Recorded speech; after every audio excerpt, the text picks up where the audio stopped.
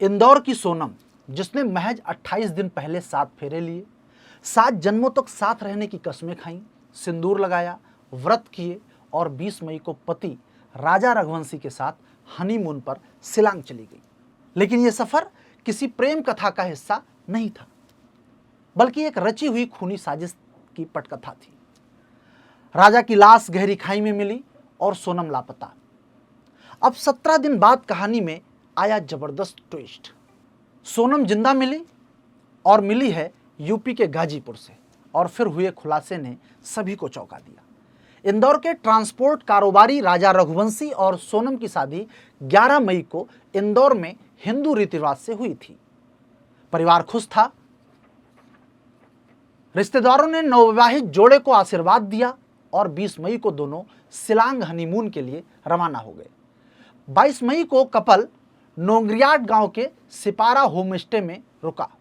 अगले दिन सुबह 6 बजे चेकआउट किया और तभी से दोनों के मोबाइल बंद हो गए। 24 मई को मावालखियत में से करीब 25 किलोमीटर दूर ओसरा हिल्स की पार्किंग में स्कूटी लावारिस मिली।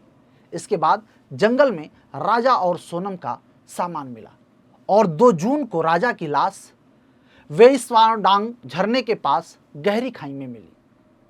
आइए सबसे पहले इस पूरे केस की टाइमलाइन समझते हैं। 11 मई 2025 मध्य प्रदेश के इंदौर में ट्रांसपोर्ट कारोबारी राजा रघुवंशी और सोनम की शादी हुई।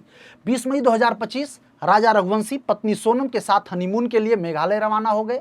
शुरुआत में उन्होंने कश्मीर जाने की योजना बनाई थी, लेकिन पहलगाम में आतंकी हमले के कारण मेघालय को चुना। वे बेंगलुरु और गुवाहाटी होते हुए शिलांग पहुंचे। 21 मई 2025 को दोनों कपल के एक होम स्टे में चेक इन करते हुए सीसीटीवी फुटेज में दिखे। वे रजिस्ट्री बुक के पास बातचीत करते दिखे। 22 मई 2025 कपल ने सोहरा की यात्रा की और शिलांग में 4 दिन के लिए एक्टिवा स्कूटी किराए पर ली।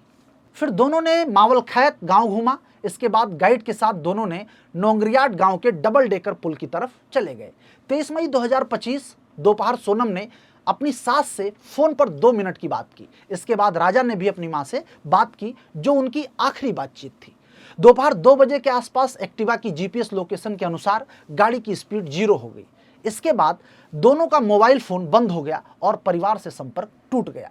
24 मई 2025 नोंगरियाट गांव के मुखिया ने पुलिस को गोल्डन पाइन्स ढाबा के पास लावारिस बाइक मिलने की सूचना दी। यह स्थान राजा के 100 मिलने की जगह से 25 किलोमीटर दूर था।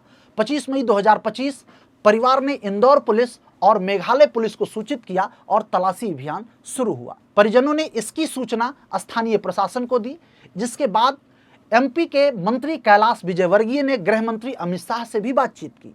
27 मई 2025 राजा सोनम की गुमशुदगी के बाद सियासी खेमा भी एक्टिव हो गया। मध्य प्रदेश के मुख्यमंत्री मोहन यादव ने मेघालय के मुख्यमंत्री कोनराड संगमा से फोन पर बातचीत की। 27 मई 2025 मेघालय की पहाड़ियों में पुलिस ने सर्च ऑपरेशन शुरू किया। इस दौरान बाइक से कुछ ही दूरी पर 2 लावारिस बैग खाई में पड़े मिले, लेकिन मोबाइल, गहने और पर्स ये गायब थे। 29 मई 2025 मेघालय में तेज बारिश के कारण पुलिस ने सर्च ऑपरेशन रोक दिया। 2 जून 2025 मेघालय पुलिस और एनडीआरएफ की वेईसवाडांग झरने के पास 150 से 200 फीट गहरी खाई में राजा का सड़ा गला शव मिला। शव की पहचान दाहिने हाथ पर राजा के टैटू से हुई। पास में एक बड़ा सा चाकू मिला, जिससे हत्या की पुष्टि हुई। पोस्टमार्टम रिपोर्ट में खुलासा हुआ कि राजा की हत्या पेड़ काटने वाले हथियार से हुई है। पत्नी सोनम अभी भी लापता थी। 3 जून 2025 टूरिस्ट गाइड ने पुलिस को बताया कि राजा और सोनम को लापता होने से पहले 3 लोगों से बातचीत करते देखा गया था, जो हिंदी में बातचीत कर रहे थे। 4 जून 2025 राजा रघुवंशी का शव इंदौर लाया गया, जहां रीजनल पार्क मुक्तिधाम में अंतिम संस्कार कर दिया गया। 7 जून 2025 शिलांग होटल के बाहर का सीसीटीवी फुटेज मिला, जिसमें राजा और सोनम को देखा गया था। पुलिस सोनम की तलाश कर रही थी। 9 जून 2025 मेघालय पुलिस ने मध्य प्रदेश के 3 हमलावरों को गिरफ्तार कर लिया। सोनम ने उत्तर प्रदेश के गाजीपुर में सरेंडर किया, जिसके बाद इंदौर पुलिस ने गाजीपुर पुलिस को सूचित किया। 9 जून की सुबह 3 से 4 बजे के बीच सोनम गाजीपुर के नंदगंज इलाके में एक ढाबे पर पहुंची। वहां से उसने ढाबा संचालक का फोन लेकर के अपने भाई को वीडियो कॉल की, बताया कि वह गाजीपुर में है भाई ने तुरंत इंदौर पुलिस को सूचना दी, जिन्होंने गाजीपुर पुलिस से संपर्क किया। पुलिस मौके पर पहुंची और सोनम को वन स्टॉप सेंटर में मेडिकल जांच के लिए रखा गया। जांच में कोई चोट या मारपीट का निशान नहीं मिला। पुलिस सूत्रों के मुताबिक सोनम का किसी युवक से प्रेम प्रसंग चल रहा था, जो शादी से पहले भी सक्रिय था। शादी के बाद भी दोनों संपर्क में रहे। सोनम ने राजा को रास्ते से हटाने की साजिश रची और अपने प्रेमी के साथ मिलकर शिलांग में हत्या को अंजाम दिया।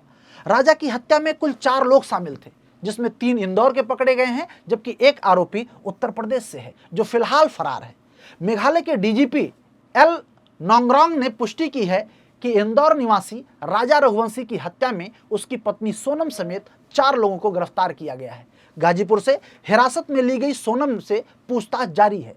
इस केस के बारे में मेघालय के मुख्यमंत्री कोनराड संगमा ने भी ट्वीट किया। उन्होंने लिखा है कि इंदौर के राजा हत्याकांड में मेघालय पुलिस को बड़ी सफलता मिली। मध्य प्रदेश के रहने वाले 3 हमलावरों को गिरफ्तार किया गया है। महिला ने आत्मसमर्पण कर दिया है। सोनम ने स्वीकार किया कि राजा की हत्या की योजना उसी ने बनाई थी। पुलिस ने उसके 3 साथियों को गिरफ्तार कर लिया और एक की तलाश अभी जारी है। इसी बीच सोनम की मां संगीता सोनम का भी बयान आता है। उन्होंने एक न्यूज एजेंसी से बात करते हुए कहा कि धन्यवाद जो मिल गई। ये भी दुख है, वो भी दुख है, लेकिन अभी तो राजा के कातिल का भी पता लगाना है। संगीता ने कहा कि क्या सही है और क्या गलत है, यह तो जांच में ही पता चलेगा। मैं क्या ही बताऊं, बेटी मिल गई है, लेकिन सच क्या है, अब तो आगे की चीजों का हमें ही सामना करना पड़ेगा। सोनम की गिरफ्तारी के बाद कई खुलासे हुए। पुलिस के सूत्रों ने बताया कि शुरुआती जांच में पता चला है कि सोनम और उसके परिवार का प्लाईवुड का व्यापार था। इसी दुकान में राज कुशवाहा नाम का कर्मचारी काम करता था। सोनम और राज काफी लंबे समय से अफेयर में थे। सोनम खुद से 5 साल छोटे कर्मचारी से प्रेम करती थी। शादी के 6 दिन बाद ही उसने हत्या की योजना बना ली थी। अब तक सोनम ने हत्या की वजह साफ नहीं बताई है। क्या यह जबरन शादी का मामला था या फिर प्रेम प्रसंग, संपत्ति विवाद या इंश्योरेंस? पुलिस सभी एंगल से जांच कर रही है। आशा करते हैं कि वास्तविक कातिल पकड़ा जाएगा, मामले की एक एक कड़ी साफ होगी और जो दोषी होगा उसे कड़ा सजा दिया जाएगा। लेकिन सवाल यहाँ ये बहुत बड़ा छूट जाता है कि पिछले कुछ दिनों में, चाहे वो मुस्कान हत्याकांड वाला मामला हो या फिर ये सोनम वाला मामला या अन्य और भी बहुत सारे मामले जो इन दिनों चर्चा में हैं, आखिर ऐसा क्यों है? अगर आपको प्रेम नहीं है तो विवाह ही मत कीजिए। अगर नहीं स्वीकार है तो आप खुल के सामने, विवाह के पहले सामने आइए। किसी की जिंदगी को बर्बाद करना, वो चाहे लड़का हो या लड़की, दोनों के लिए, ये समाज को कहां ले जा रहा है, इस पर हम सभी को सोचने की जरूरत है। हर युवा को इस पर विचार करने की जरूरत है कि जब आप अपना पार्टनर चुन रहे हैं तो किस तरह का पार्टनर चुनेंगे, आगे का आपका लाइफ, आपका भविष्य किस तरह से होगा, इस पर गहराई से चिंतन करने की जरूरत ना सिर्फ किसी 1 या 2 व्यक्ति को है, बल्कि पूरे समाज को है। आशा करता हूं आप सब अपनी राय भी अवश्य देंगे और जुड़े रहेंगे मेजर कलसी क्लासेस के साथ। बहुत बहुत धन्यवाद। Thank you. जय हिंद।